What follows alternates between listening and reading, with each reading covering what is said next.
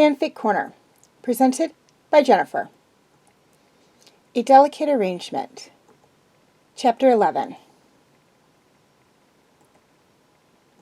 Okay, for those of you who have not yet seen the first few videos for A Delicate Arrangement, I suggest you go view those now, as this is a continuation of that story.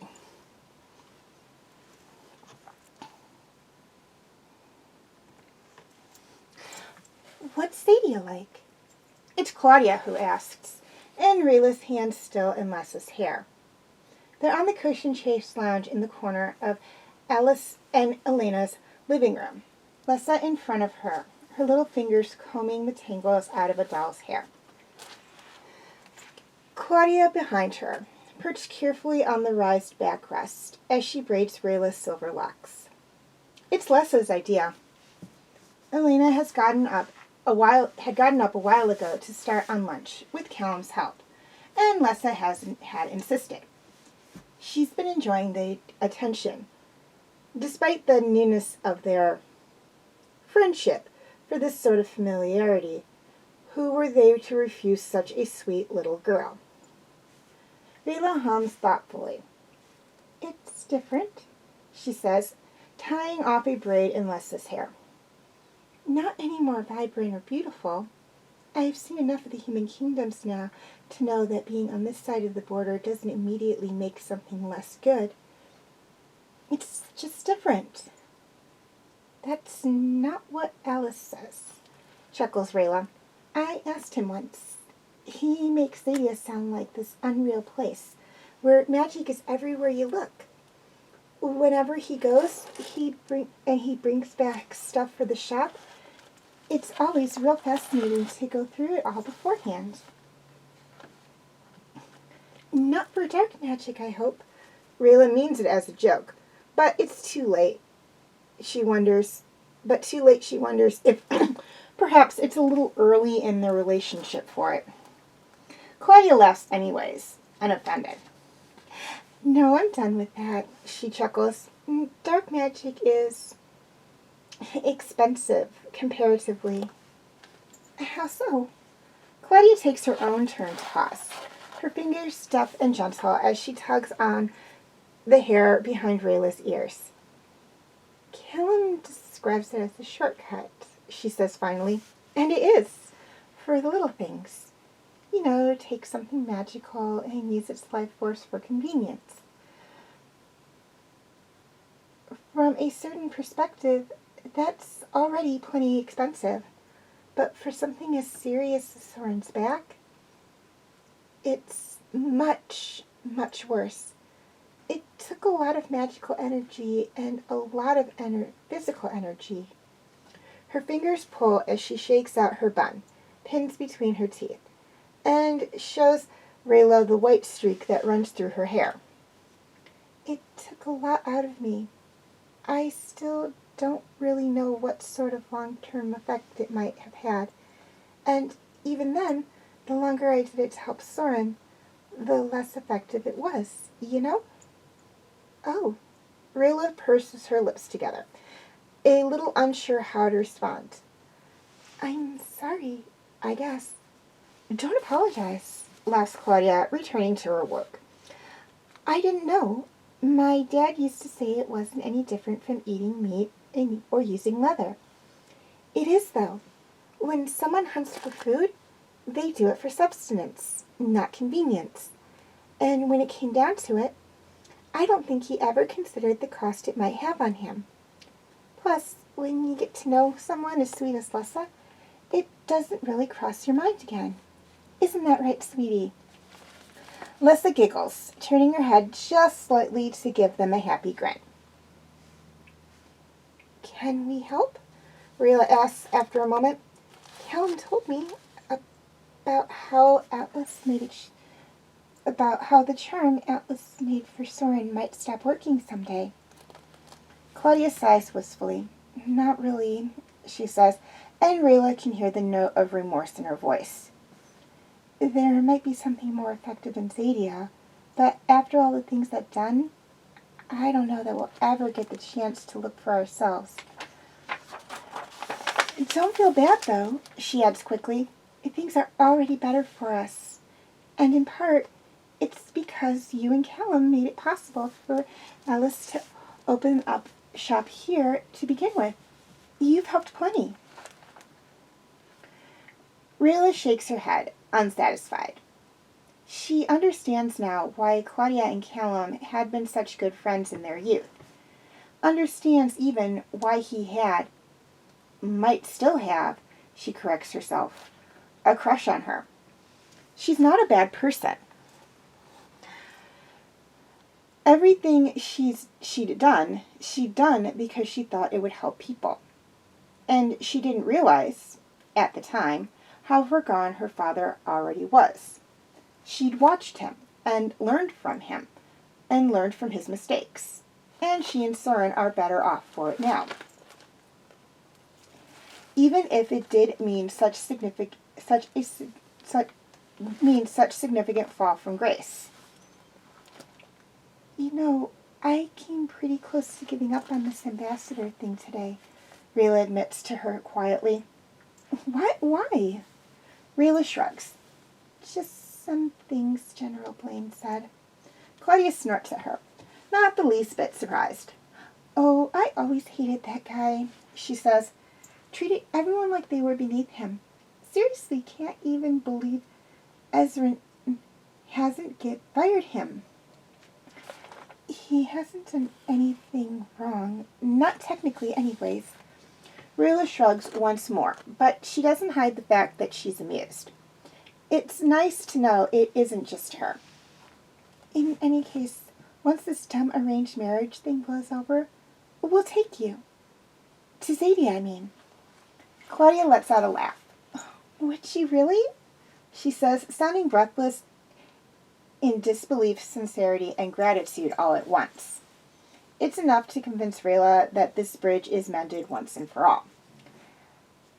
I think we might take you up on that. She ties off Rayla's braid at last and pats her shoulder. All done. What do you think, Lessa? Lessa swirls around. Her face splits into a grin, her golden eyes filled with admiration only a 3-year-old might have, before she claps her hands excitedly. You made Lady Rayla so pretty. She's always pretty, says Claudia with a pleasant smile. She takes a pin from between her lips and uses it to fix a stray lock of hair behind Rayla's ear, just as Callum steps out of the kitchen with a tray of roasted potatoes. Isn't she pretty, Callum? Callum falters, flushes, stares for just a moment too long before he ducks his gaze and looks down at the tray. Yeah, he murmurs. She is.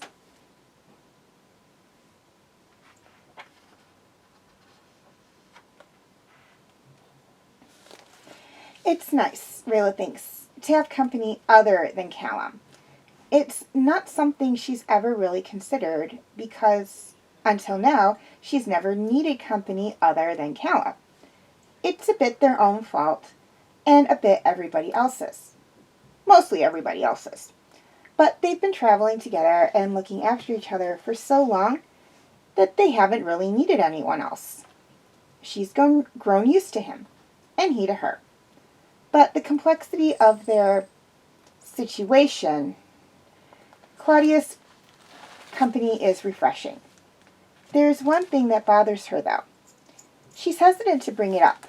Claudia does it for her when Callum heads downstairs to help Elena with the shop. I know what you're thinking, she says quietly, careful not to disturb Lessa, who's curled up and half asleep against Rayla's chest. There's nothing to worry about.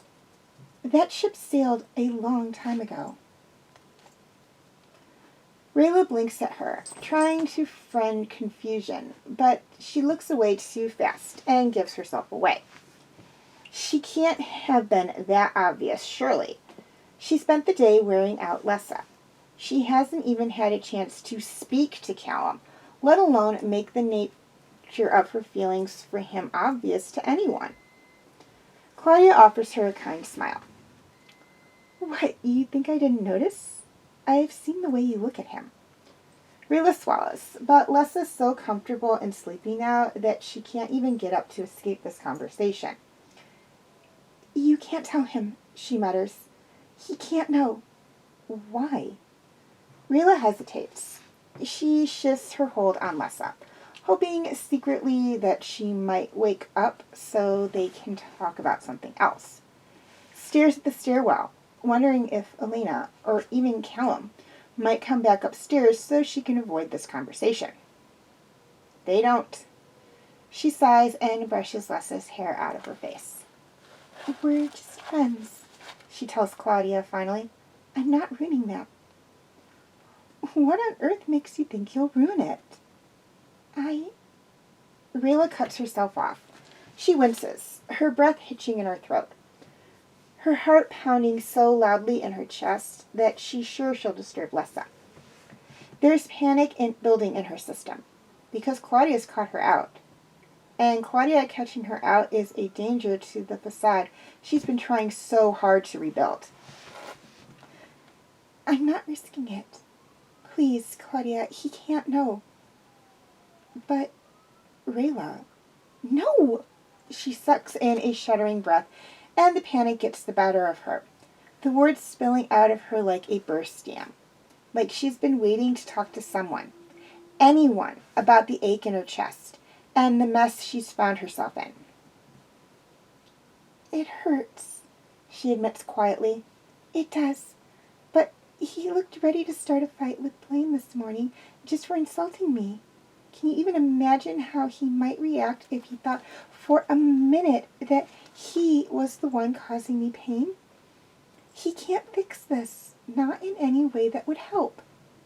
Something creaks in the shop, and Rayla's breath catches in her throat, her eyes flitting to the stairs, like she's afraid Callum might appear at any moment.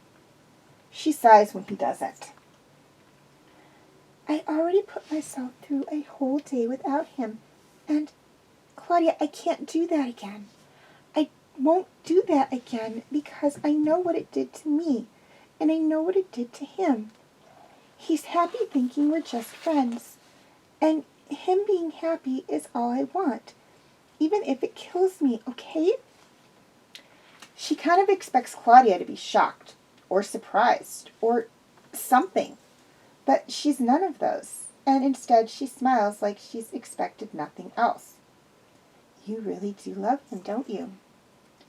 Rayla doesn't think she's ever really admitted it to herself in so many words, let alone someone else. Something like anguish crosses her face, because it does hurt, and it hurts more acknowledging it and knowing it's unrequited. But there's no denying it now. Not to Claudia, who spent her past carefully crafting who's seen past her carefully crafted walls, and who's looking at her now with soft understanding she didn't realize she needed from someone. Yeah, she whispers at last. I do.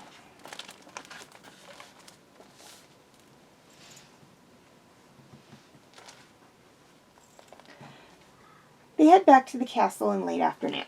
Claudia hugs them both and presses a round piece of glass the size of her palm into Rayla's hands.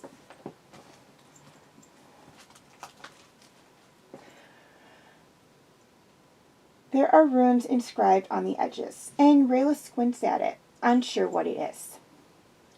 Write into it if you need to talk, Claudia tells her quietly. It doesn't matter. Callum's only standing a couple of feet away, and they can see the way he pauses to listen.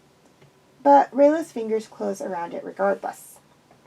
Thank you, she murmurs, accepting one more hug from her friend. We'll visit again, soon, probably. You'd better, Claudia grins at them both and waves as they mount up. Rayla on Vorby, Callum a little unsteady on his mare. See you, she bids. They set off with another wave, side by side this time, knees bumping together as they urge their horses towards the castle. The end of her braid bounces gently against her shoulder as they ride, and she feels Callum's eyes fall on her once, twice, 3 times before she rolls her eyes and gives him a look. What?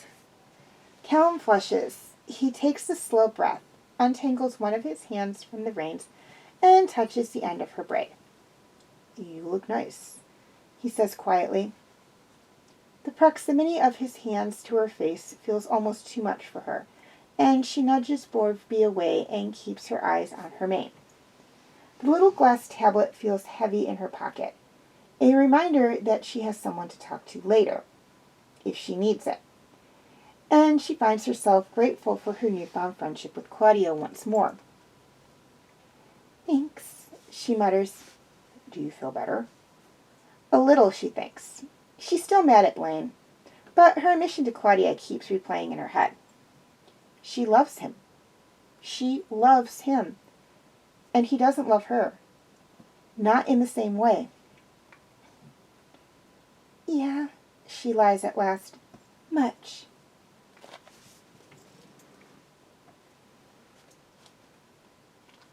Amaya receives the letter in the evening. She frowns at Blaine's handwriting, reads over it twice before she actually takes it in, thinking she might have misunderstood. But the words are clear. King Ezran intends for Prince Callum to marry the elf. She gets up. Make ready to leave, she signs to Gren. We need to be in Katolis.